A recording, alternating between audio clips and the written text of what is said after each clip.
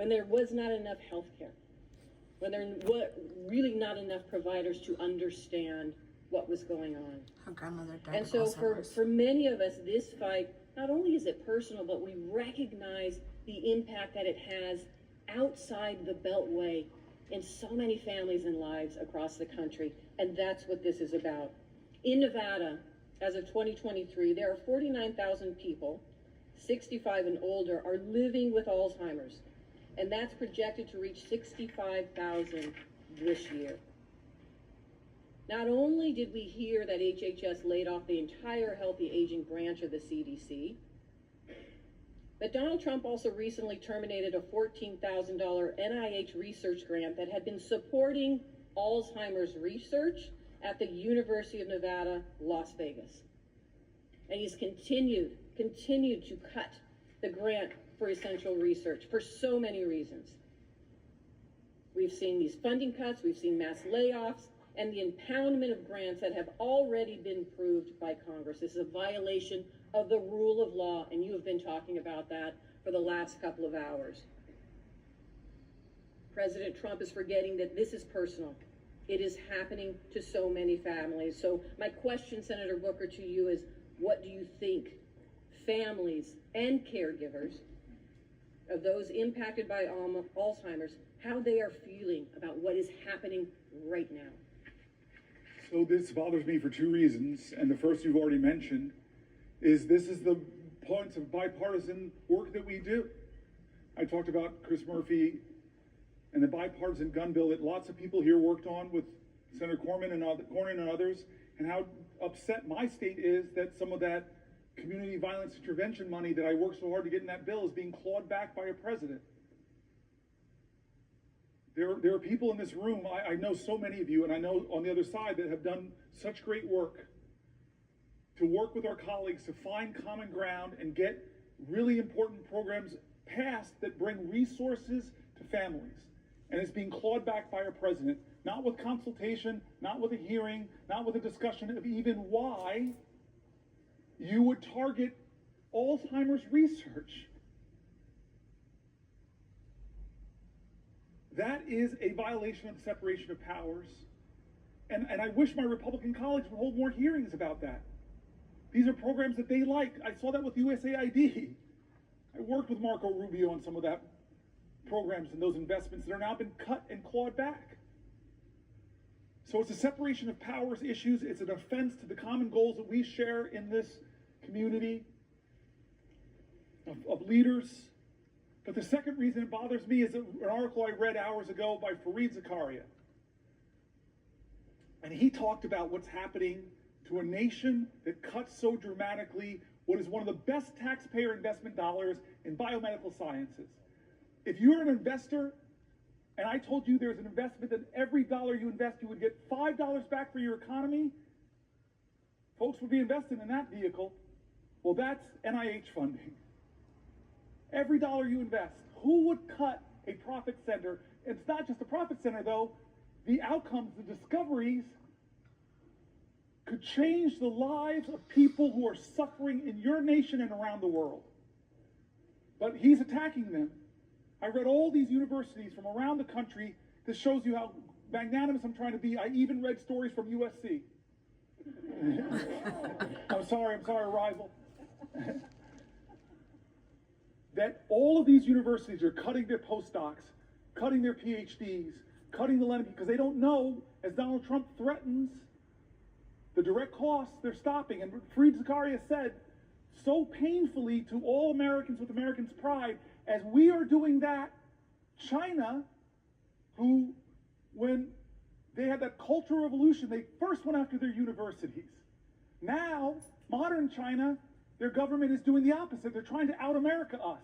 They're massively increasing their investments in scientific research because they know if they get ahead of us on quantum computing, all of our subs can be located. God knows what can happen. They could, any kind of cryptology they could break.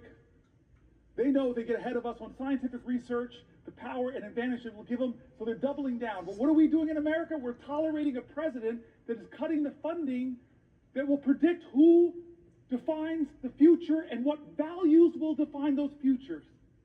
Will it be democratic values, or will it be the values of the country that's competing with us to beat us, and right now we're giving them a head start? And then the final reason that question bothers me is because my father died of Parkinson's, and he had Parkinson's-related dementia.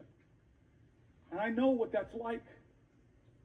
I know the pain families are enduring. I remember the time that my dad and my mom, we were in the movie theater, and my mother just shook my world. She was in Georgia. And so many people here in this room have had the same experience. We're in a movie theater, and my mom leans over to me and said, "You need to take your dad to the bathroom." I never imagined the years of my dad as a 2-year-old and 3-year-old taking me to the bathroom, that one day I'd have to take him. And so in this Atlanta movie theater, in the middle of a movie, which I was like, okay, it's time for me to do this ritual that so many families know. I pick my dad up, who's shuffling with his Parkinson's. I'm not seeing any light in his eyes that he's there. I'm just letting him hold me, and he's shuffling into the bathroom. And then we get to a public bathroom. His hands are shaking. He's standing in front of the urinal. And then I realize I got to unbuckle this man's pants. So many families know this. And my ego, I'm sorry, I was leaning over and I'm saying, wait a minute, I'm in a public bathroom, leaning over, unbuckling another man's pants. Please, please, God, don't let somebody come in. And as if God heard my call, someone walked in. And I hear the person walk, and I'm like, just please keep walking. Go into a stall, please keep walking. And then suddenly I hear the feet walk past me and stop. And then the man turns around and says, "Oh my God, Cory Booker."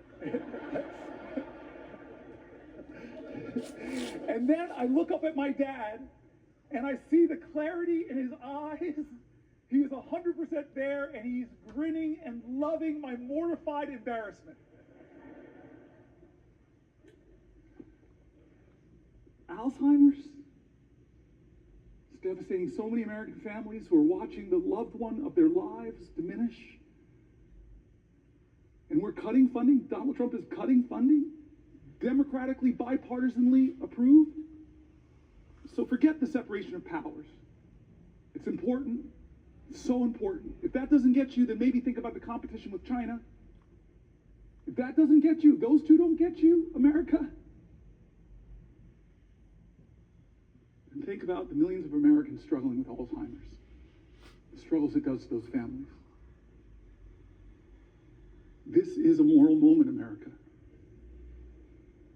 This is going to define the character of our country for years and years to come. Has the Senate called a hearing on your bipartisan funding, Senator? No. Have we done our oversight responsibility? Have we checked, as I read from the Federalist Papers, as our founders wanted us to do, is to check the executive, be the check of the executive that balances our governmental powers? No, we're not checking that executive. With Signalgate, I have heard from Republicans that serve in Congress, of the 535 with us. I know other colleagues here have heard. They're mortified. You talked about that. Mortified about that. And again, it's not partisan. The Biden administration made foreign policy mistakes. Obama made foreign policy mistakes. Reagan, when I was growing up, I was hearing about the Iran-Contra scandal. So I'm not going to be one of those people that the pristine, perfect Democrats. We've made mistakes. We've made failings. We've let the public down. We have some reckoning in our own party that we're working on right now. But that doesn't say that you should just be one of these people that says, well, Biden did it. No, you should be a leader of character that says there's something wrong here. And in fact, it could point to real problems in the national security of our country. And the laws that we established. One of those laws is very simple. You're supposed to preserve records. How can a signal chain that disappears not be a violation of the law of this land? Is there a hearing on that? Head of the Intel Commission, not a hearing at all. Where are the checks and balances spelled out in the Constitution? We are derelicting our duties here in the Senate. We really are. And the consequences of that is the very national security of our country. How many times do you think this was the first time they created a signal chat? Or is this a pattern of practice? You're a really rational man. I keep looking at you, Mark. You're my leader on these issues. or Jack Reed. No, this indicates a real problem, and the Senate, the United States Senate, should get to the bottom of it.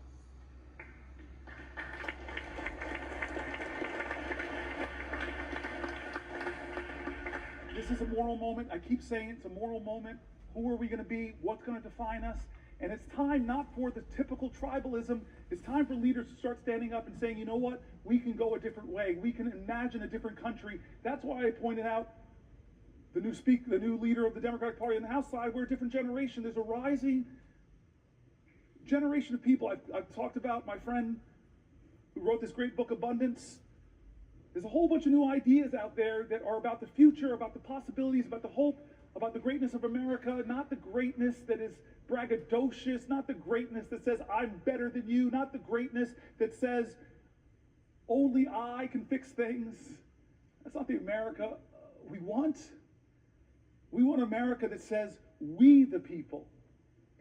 An America that says, e pluribus unum. An America says that our history shows that rugged individualism and self-reliance are important values, but rugged individualism didn't beat the Nazis. It didn't take us to the moon. We did that together, America. We need bigger visions that can unite us beyond our narrow partisan divides to get a real mandate. And you know what a real mandate should be? It should be government efficiency. It really should be. God, I have heard from so many of my colleagues on this side of the aisle that have said, if they formed a commission of former executives in this body, I see you, Maggie Hassan, it was hard, but I had to cut 24% of my budget. 1 out of 4 employees. It was really hard. It caused a lot of pain, but we had to reduce my government. There are a lot of people here, there are executives on both sides of the aisle that would have said, pick me, let's form the most exciting team possible. Because Jack Reed knows that the military of the United States of America could do things more efficiently. A little bit of waste over there, because they haven't passed an audit. Where's Maria Cantwell? The Commerce Committee. So many ideas about how to create profit centers in the American government. You have talked to me about them. You're brilliant on some of these ideas. I look around here, but I can look to the other side of the aisle. The farmer sitting over there, the guy who's been so good to me, Chuck Grassley. I forced that man to hug me when we passed. I forced you to hug me, sir. I have pictures. Can't deny it. I don't know how you're going to get reelected now, sir. You hugged this dude, black dude from New Jersey. You're so sweet to be still. We passed a big bipartisan bill because people like him, like the presiding officer, I've met with you, you still have big ideas. You still have big ideas that aren't partisan. If President Trump, from his inaugural address to his first speech before a joint session of Congress said, enough, there are big ideas in this country, I want the best, I want people to come together. I'm tired of us talking down at each other. It's time for us to come together and imagine ways to create real abundance in America for all Americans. I trust the genius of America, the kindness and the decency, but this president doesn't do that. He violates all of our common senses of decency. And don't say it doesn't happen, folks. Don't say that. I listen to him. I listen to how he talks about people.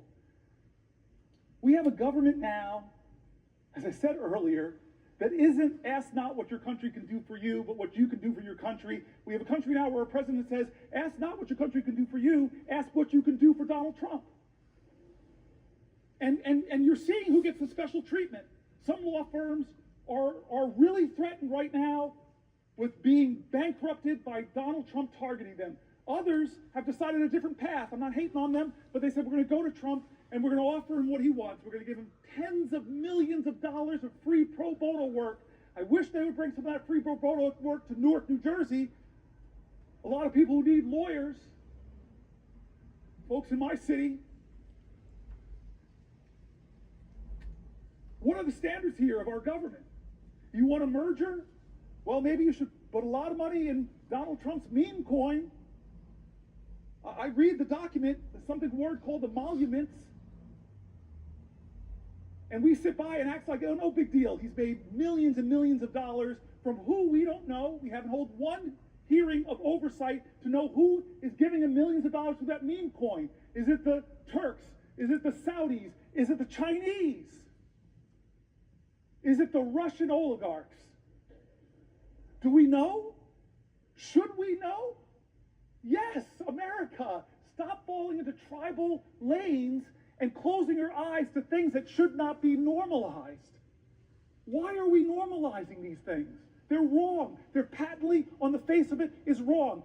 If you use Signal to discuss a military attack, the time of the attack, the weapons that are going to be used, and you do it on a commercial app and decide to include a reporter, there should be accountability. Am I crazy?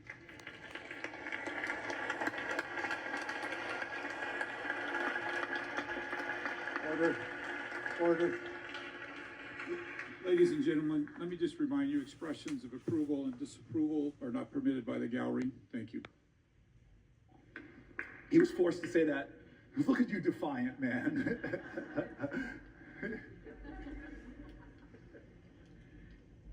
The Senate and the House should be checks and balances on the President of the United States. The Senate and the House should not allow business as usual in this moment when the President is insisting that no one has the power to check and balance it. When a judge does it, when a judge decides on the soundness of his legal observations to have a ruling,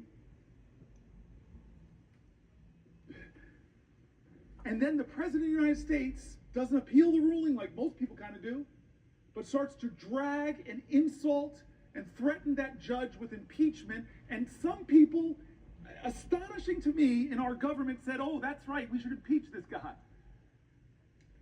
That's not a question of left or right, that's a question of right or wrong. We're normalizing this behavior. We're letting him do things that Republicans, Democrats should say together are wrong.